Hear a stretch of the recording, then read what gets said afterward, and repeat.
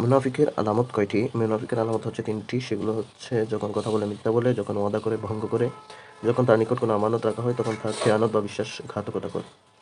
আবার ৪টি বলা হয়, তার মধ্যে সর্বশেষ হলো যখন কারো সাথে ঝগড়া বিবাদ করে তখন সে অশ্লীল ভাষী হয় বা ভাষা ব্যবহার করে। বাকি ৩টি আগের মতোই, অর্থাৎ কথা বললে মিথ্যা বলে, ওয়াদা করলে ভঙ্গ করে এবং আমানত রাখলে তা খেয়ানত করে। নিফাক শব্দের অর্থ কী? নিফাক শব্দের অর্থ হতে অন্তরে যা আছে তার বিপরীত প্রকাশ করা, মুখে ইসলাম ও অন্তরে কুফরি লালন করা। হাদিসে মুনাফিককে কিসের সাথে তুলনা করা হয়েছে? উত্তর হচ্ছে বানডাকা সাগির সাথে। হযরত মুসা আলাইহিস সালামের মুজিজা কয়টি ছিল? ৯টি।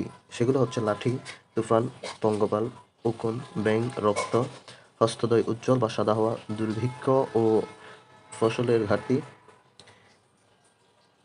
কোন পাপে লিপ্ত হলে মানুষের ঈমান বের হয়ে তার উপর ছায়ার মতো ভাসতে থাকে? উত্তর হবে জিনায় লিপ্ত হলে।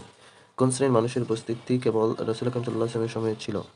মুনাফিক শ্রেণীর। কোন শ্রেণীর মানুষের উপস্থিতি কেবল রাসূল আকরাম সাল্লাল্লাহু আলাইহি ওয়াসাল্লামের সময়ে ছিল? উত্তর হবে মুনাফিক শ্রেণীর।